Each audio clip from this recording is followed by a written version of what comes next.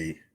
Dr. Rick Wallace dropping in on you. Hope everybody is off to an unbelievable start. Look, I don't plan on being here long today, but I'm coming to you today and I'm not pulling any punches. I want to really touch and get on something that I think a bunch of you need to hear. Before I do that, I want to remind you that we are still in the midst of the One You Love event. The One You Love event, real simple. If you are willing to work with me or you're looking to work with me and you come on board, whatever package you choose, I will gift you a package of equal value for you to give to someone you love. So that way you can literally, during the giving season, for those of you who see this as that, for the giving season, you get to give someone something that will allow them to move into next year already on the right path, already with a clear vision, already making moves. That's my gift to you. If you come on, I'm going to gift you. So you get to bring somebody with you, whoever you want to give it to, whoever you want to bless with it. It may be something very close to you. It may be someone you don't even know and you choose to just gift it to. That's up to you, how your spirit moves you, but that's what we're doing right now. So if you've been looking to work with me or you're seriously ready to commit to putting in some work, and you're ready to get started and you choose a package, I'm going to turn right around and say, okay, go find someone to give this to, and I'm going to give you a package of equal value to share with someone. With that being said, that information is in the book. You can click that link and you can go see what we have to offer, and those packages apply to all direct one-on-one services I offer, from everything from counseling to consulting to coaching. All of it applies. So whatever way you need to work with me, those packages apply. Go check that out. Now let's talk. You know, I outside of being a Leo, I've always had a fascination with big cats, not just lions.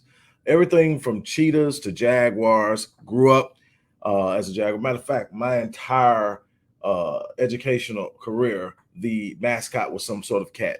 In elementary, it was the Lions. In middle school, it was the Cougars. In high school, it was the Jaguars. In college, again, the Cougars. And so I always had this thing going on with cats, but I have a real fascination with lions.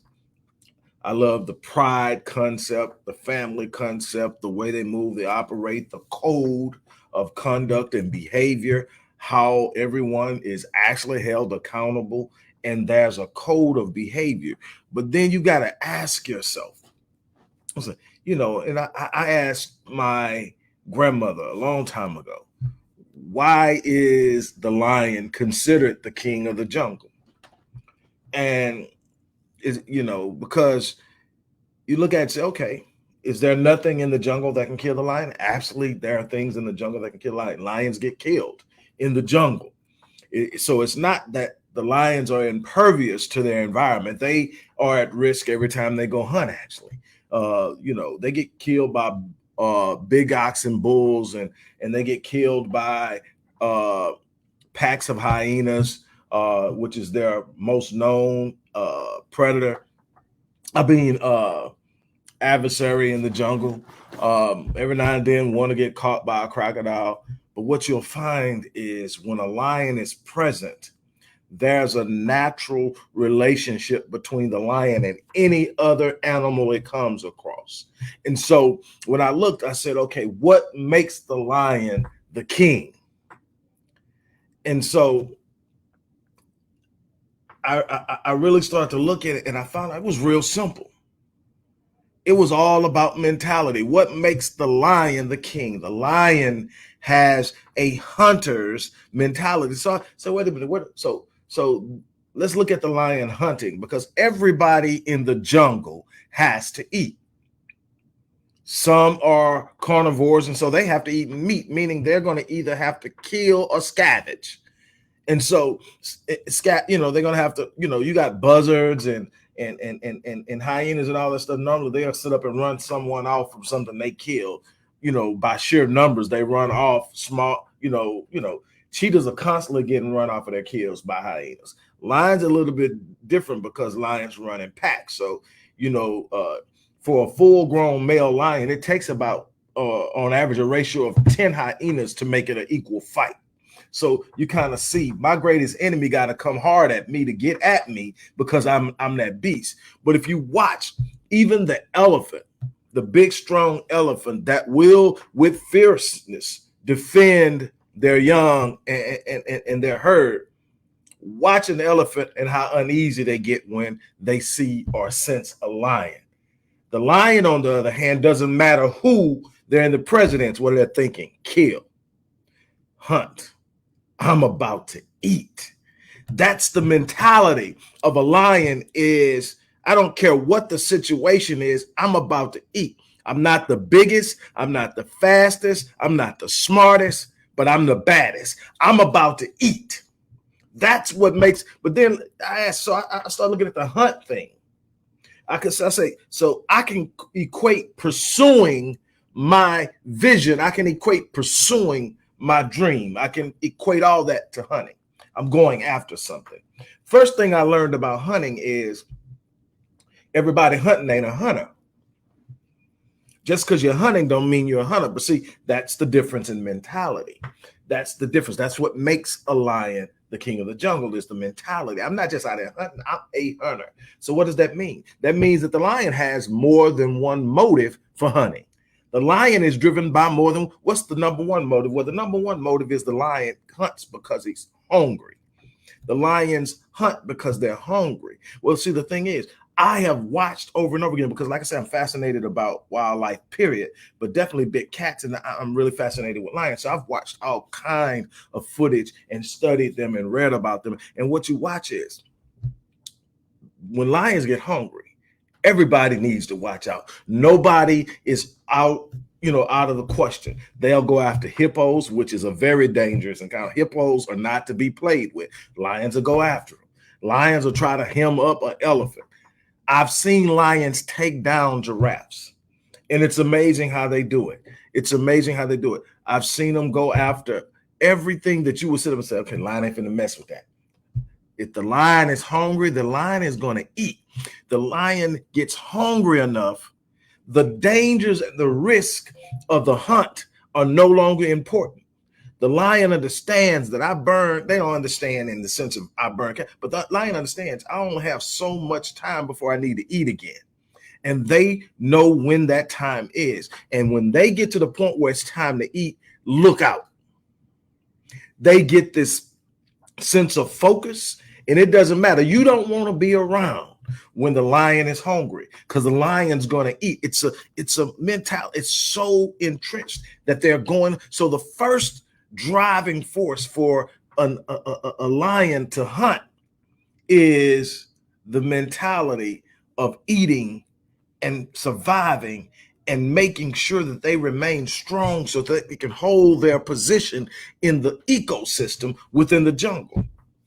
That takes a lot of energy to maintain the top slot. It's always, when I go to the water hole, the crocodile is creeping. When I come around the corner, hyenas are stalking. It's always somebody trying to knock me out the top spot. So I got to stay ready. So I'm hunting because I'm hungry. I'm never satisfied. I'm never complacent.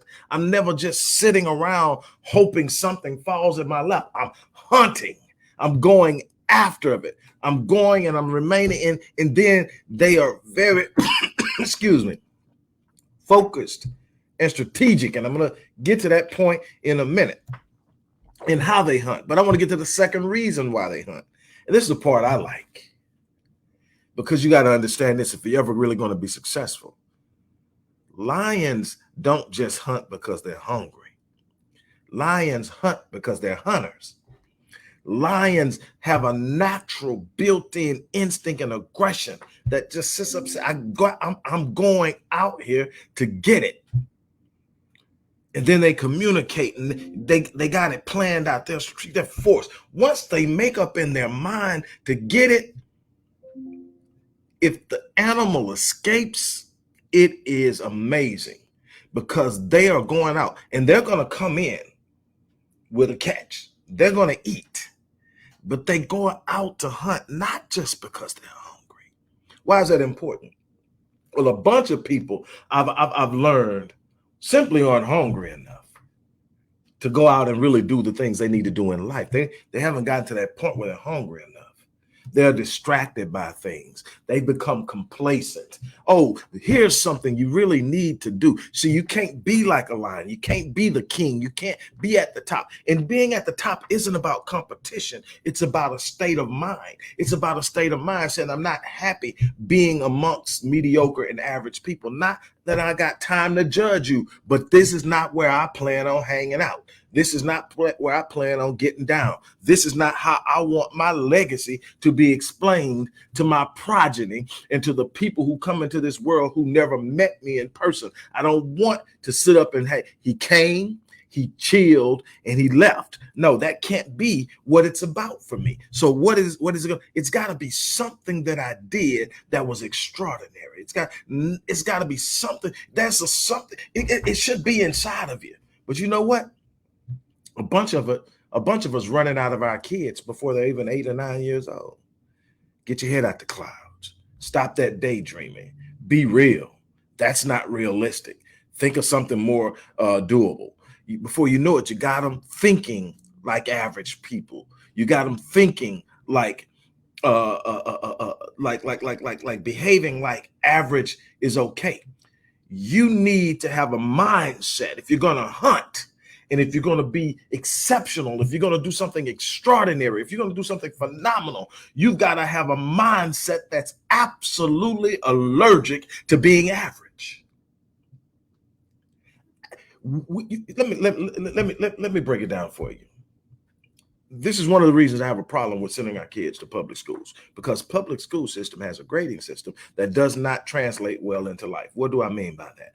In the public school system, you can get a C, which is average, and you can pass the course. And you can say course successfully completed with a C or even a D. You can literally sit up and say, I am average, get a passing grade, and say you successfully completed the course. The problem is, in the real world, average isn't rewarded. No one's out looking for the next average person to run their company. No one is out there looking for the next average person to sit up and be the CEO of their company. Nobody's out there. When you choose a mate, you're not out there looking for an average person. I want me an average husband. I want me an average wife. No, you're out there looking for somebody that turns your head, turns your spirit, turns your being. You're looking for somebody that's exceptional. Well, that doesn't come from average. So we send our kids to a school to train them to accept average as being okay. And then they get into a world that doesn't reward average some of the time, because you got a bunch of places that still do it. Because so you can go out, but again, it's in the developmental stage. You go out and you get your participation trophy for showing up to play football. You didn't play well. You weren't that good, but they don't want to hurt your feelings. They don't want to hurt your feelings. They don't want you to feel slighted. So they're going to give you a trophy just for showing up. But life doesn't reward you just for showing up. Are you really doing your kid a favor when you save them from realizing they should have worked harder? They should have been more focused, or maybe they're operating in a space that they weren't designed to operate in. That's okay to realize this really isn't what I'm good. This isn't what I'm great at. But what I can tell you is that no matter how you're not built for something, if you decide to walk into it, you decide that, hey, man, I'm going in here and I'm going to conquer it. You will be surprised that you will rise above average. You will rise above average even when it's not what you are designed to do. If you become committed, if you rise up and you start to do some things that you are not comfortable with. See, average is the default for people operating in comfort. I'm not going to do anything more than I have to do. 85% of the people in this country wake up every day, go to a job they hate, do just enough not to get fired while being paid just enough not to quit. And they do it over and over again. Will freaking retire from something, never ever having performed at a fraction of what they're capable of doing, because they don't have a passion behind it. They don't have a hunger behind it. There's no mentality that's driving them to be great. They are simply there to get through life. The thing is, God didn't design you to exist. God didn't design you to survive. God designed you to show up. I ask people all the time, how are you claiming God? God don't even want you claiming him. How are you claiming God? and you out here getting your butt kicked all over the place. Now, don't confuse what I'm saying with saying that when you start to act a certain way or walk a certain way or think a certain way, that you're not going to have problems. Didn't say that. I said that when you sit up and you know who you are and you're walking in your destiny, your divine destiny, and you're living life at the level of your design, meaning that you are no longer accepting average as your lot in life. When you meet that challenging moment, you square your shoulders, you hold your head up, and you say, I will not break, I will not quit, I will not turn around. What I'm trying to get you to understand is that your mentality and the way you view problems is what will separate you from average. Everybody's going to go through some things. Everybody is going to have some difficult times. Let me tell you something. Some people ask me, what qualifies you to tell somebody what it takes to make it? Let me share something with you. It's not the degrees. I got those from me. I was successful before I had my first degree. Literally successful on a scale that most people will measure and say, this person is. I was successful before I got my first one. I had experienced much success by the time I got the second and third one. So it ain't the degrees that gives me the ability to tell you what you should and should not do, how to face adversity, how to overcome those dark moments. Let me tell you why I am. Not because I achieved success. Anybody can thrive if you hit the right ball at the right time. You can get up there. Oh, you don't really know who you are until you march into the sands of adversity. Let me tell you, I've been there. You don't know what it's like. I'm gonna tell you, I've been in dark places that would have broke some people. You don't know adversity until you've gone from thousands of square foot of footage home and deciding what car you're gonna drive to waking up with snow on your back. You don't understand that, but let me tell you. And not at one moment did I say I'm giving up. Not at one moment did I fold. I'm a hunter. I'm in a bad place, but I'm a hunter. My mentality wouldn't let me give up. My mentality wouldn't let me feel sorry for myself. My mentality wouldn't let me point fingers and blame nobody. My mentality says, you're built for this. Wake up, square up, show up. I had a conversation with God when I hit that hard moment in my life. I could have felt sorry for myself. I could have had guilt trips. I could have asked myself, what the hell were you doing? How did you make a turn in your life so stupid that you ended up from there over here? What were you thinking? I could have did all that. But you know what? I could have went to God whining and complaining. Oh, God, look what happened. Oh, God, look that they did this. Look, God, I'm sorry I did this. Can you forget? You know what I did? I understood the power of adversity. See, I had those conversations with my great grandfather who adopted me, and he taught me what manhood would be like. And he told me there were going to be storms. He said, son, just come out of the storm a better man than you went in. You won't have to chase greatness. Greatness will overtake you. So I was sitting up thinking. So I had a conversation with God. It didn't go anything like most people's prayers go. It didn't go like, oh, Lord, please get me out of this. Didn't ask once to be taken out of the storm.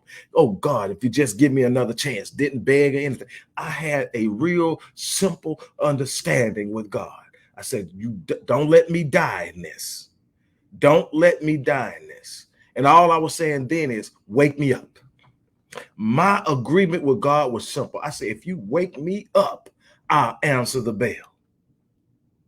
If you wake me up, I'll answer the bell. I already know how you built me. I'm built for this. I don't need you to reassure me of anything. Wake me up and watch me.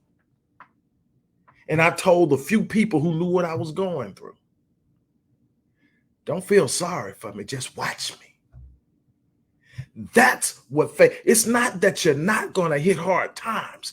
It's whether or not you're going to let the hard times defeat you. That puts you in the place that leads to greatness. If I'd have gave up in that moment, I wouldn't have written and published 24 books. I wouldn't have relaunched companies. I wouldn't have a reach and have clients in London, in Ireland, in Sydney, in South Africa, in Jamaica. outside of what I wouldn't have it. I wouldn't have book sales in those same places if I were to sit up and fold it because life got hard. No, I got to eat and I'm hungry. So I'm not going to quit. And let me tell you something about life.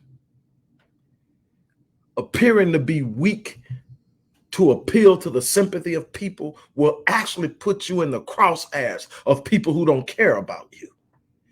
Oh, look what they did. Oh, look what happened. Look what happened.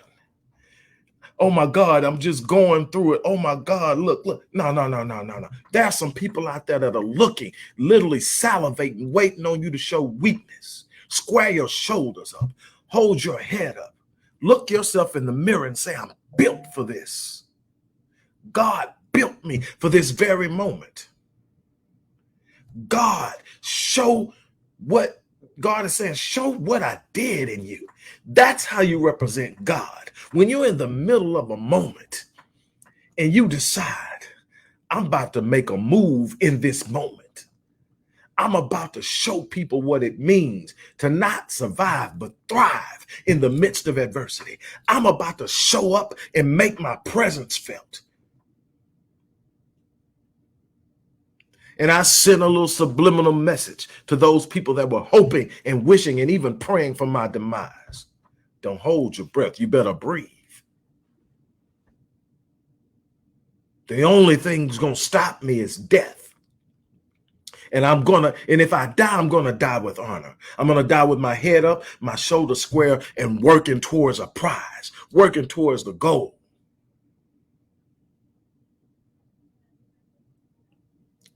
This isn't about ease. Some of you aren't hungry enough. Some of you trapped into a corner of comfort that has dragged you into a lifetime of mediocrity, and God is still waiting on you to show up.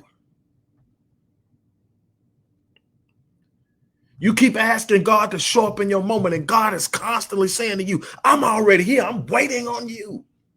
Show up.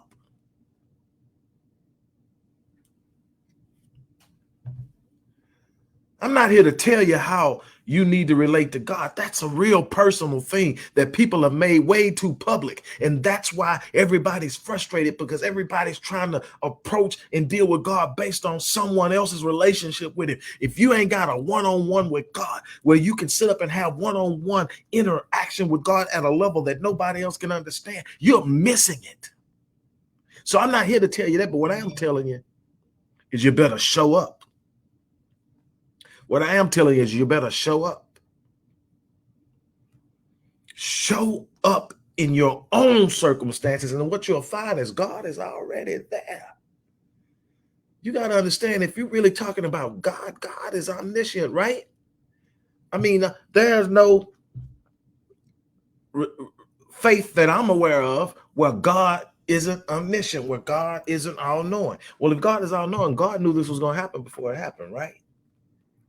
If God is all powerful, God's already worked out the solution, right? So what is God saying? You got to show up and do your work. That's the same thing God told Israel at Jordan when it was time to cross over into Canaan. You got to go do the work. I'm already there. You got to go do the work. You got to possess it. Y'all don't want to possess it. Y'all ain't ready to hunt. Y'all looking for somebody to give you a break. George Bernard Shaw said that those who get on in this world are those who wake up in the morning and go out and find the opportunity they need. And if the opportunity does not exist, they create one. You don't think I had to create some opportunities, having gone from what I was to down to where I was at? But that's one of the reasons I love Les Brown. Les Brown say, when you fall down, make sure you land on your back, because if you're on your back, you can look up. And if you can look up, you can get up. You didn't think that I had to wake up and create some opportunities.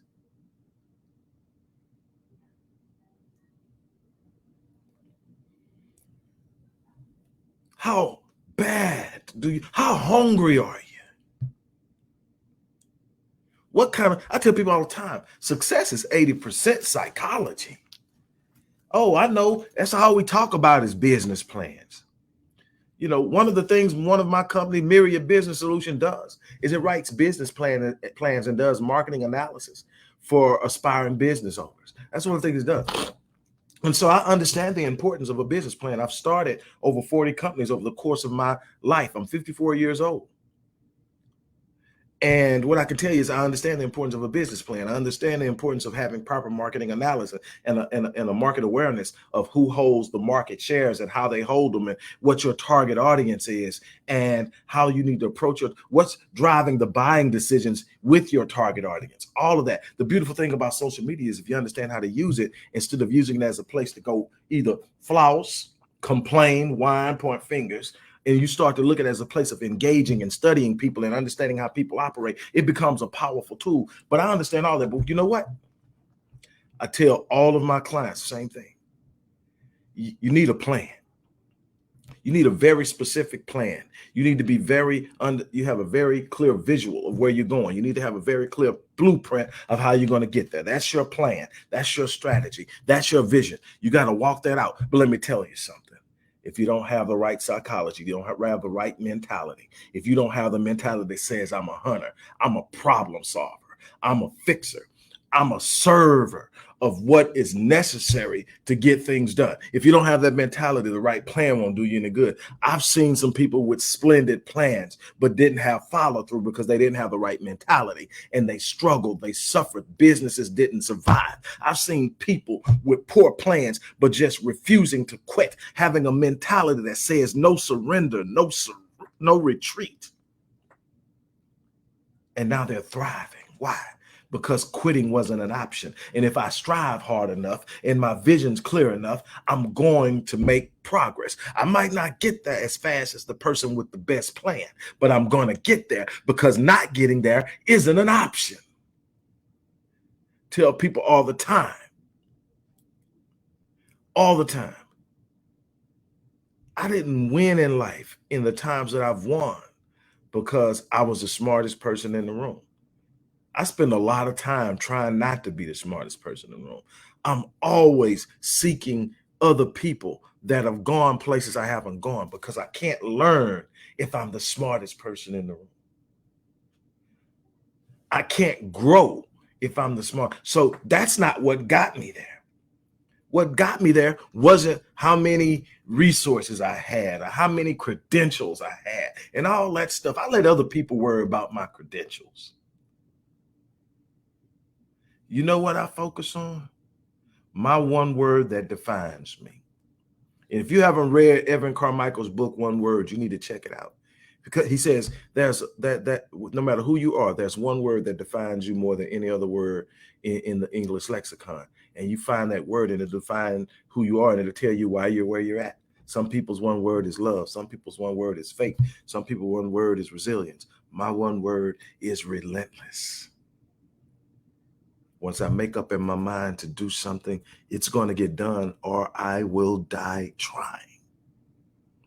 I once heard Will Smith being interviewed about his success. And he said something similar. He said, I may not be the smartest person in the room. I might not be the most talented person in the room. I may not be the most gifted person in the room. But I tell you what, if you put me on a treadmill with someone else, only one or two things are going to happen. That person is going to get out first, or I'm going to die on that treadmill. And the guy asked him, and so that means, he said, that means you will not outwork me. See, too many people love comfort. The idea of getting up at 4 o'clock in the morning, they can't see it. Problem is, you're never going to beat me getting up at 7, because by the time you get up at 7, I've been up 3.5 hours. I'm halfway through the morning that you won't finish until 12. I'm already halfway through it before you even roll out of bed. I'm committed. I'm hunting. It's a mentality. Nobody has to wake me up in the morning. Nobody has to call to make sure I made it into the office. They may have to call and say, you need to leave the office, Marion. You've been in that office long enough. Get over to that gym. But one thing I'm working. You're not going to outwork me. And what that means is I may not always end up in front of everybody, but I'm not out there meandering through the maze of mediocrity either. One thing that cannot be said about me ever is that I'm average. I've already wrote that narrative. I've already wrote that narrative. And what I want to do is I want to see everybody else write their narrative. Stop letting your past write your narrative. Stop letting your parents write your narrative. Stop letting those teachers write your narrative. Stop letting your mistakes write your narrative. Pick up that pen. Treat that pen with precious care and concern, because what it writes is going to manifest. Stop letting everyone else dictate what you manifest, because you're taking in their negative input. Find you some people that will fan your flames. Find you some people who are willing to sit up and see something in you that other people are doing their best to ignore. Find you at least one person who is doing something you haven't done that you want to do. Let them be the blueprint. Let them be the mentor. Let them be the person who advises you on the things they will cut that learning curve in half. That's one of the things I do at the Visionetics Institute. I'm here to cut the learning curve. I'm here to say, don't do that. Something my grandmother said to me growing up, my adopted mom, my great grandmom, something she said to me. I'm going to share this with you, and then I'm going to get off. I got a lot to do today. But she would come in and she would say, if I were you, I wouldn't do that. Probably not going to turn out good. Probably what you need to do is X, Y, Z. And of course, me being me, she would leave. I'll say, okay, but me being me, as soon as she left the room, I decide I'm going to do it my way. And her being her, she would ease on back by, peep in the room, and see I'm doing it the exact opposite way she said. And she would always say, sometimes bought sense is better than borrowed. Man, I miss her. She said, sometimes bought sense is better than borrowed. What was she saying? There's a way to borrow the experiences of other people through their advice. It cuts down on your learning curve. There are people like me who have spent their entire lives learning what you need to know in a very short period of time and are capable of giving it to you. But there's also bought sense. Bought sense is when you got to pay for it yourself, when you got to go out and learn it through trial and error. It takes longer. It's more painful. But some of those lessons you're going to just simply have to learn. But you don't want to be out buying sense that you could have borrowed at no interest, or at very little interest, in the sense of you're going to have to take it and actually apply it. Or maybe you have to invest in hiring somebody to do it for you. But I guarantee it's still better than trying to spend the next 20 years to learn it. Sometimes bought sense is better than borrowed. Between my great-grandmother and my great-grandfather, they set me up without even knowing it, just with their wisdom. It's real simple, people. You can talk about what you want, or you can go get it. You can listen to all the reasons that people have why you can't have it. Oh, they're out there. If you're Black, you're going to face a bunch of disproportionate interferences based on your race. It's going to happen. But that cannot be the reason why you don't get it. That's still an excuse to me.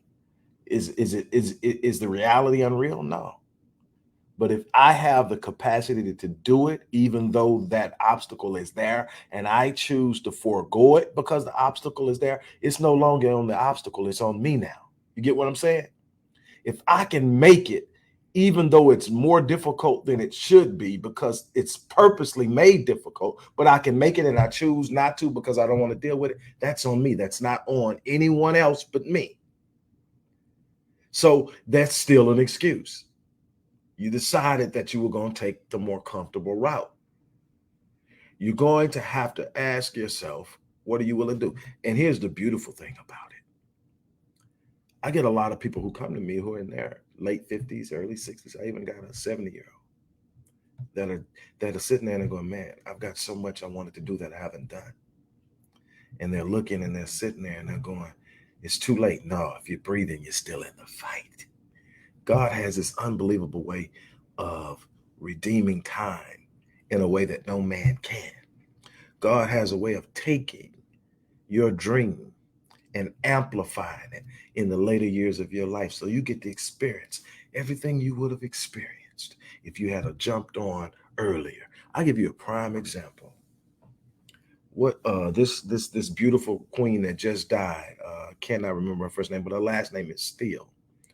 She was 80 something years old when she landed her role on the first Black Panther movie.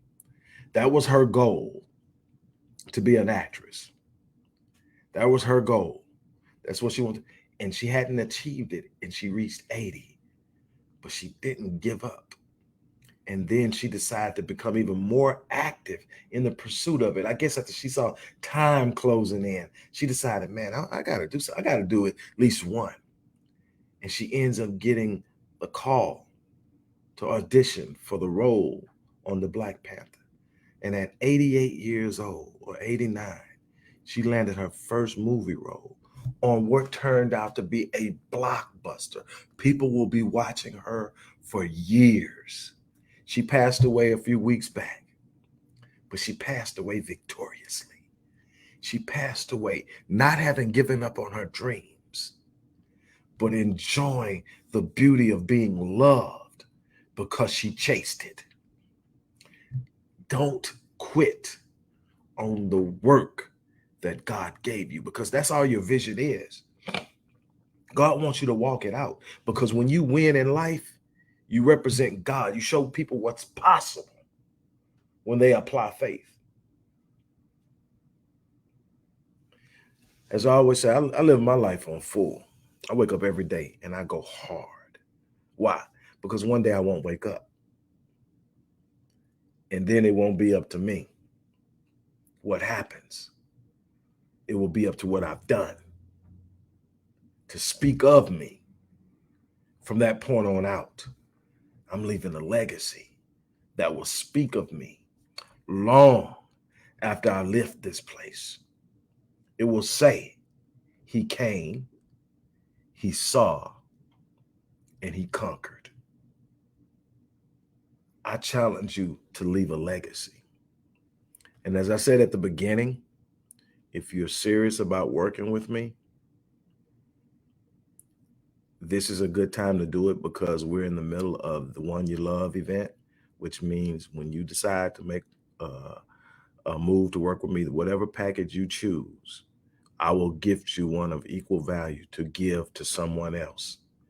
So that information, where you can go check out the packages that are available, it's in the description box. But whatever you do, don't you leave 2021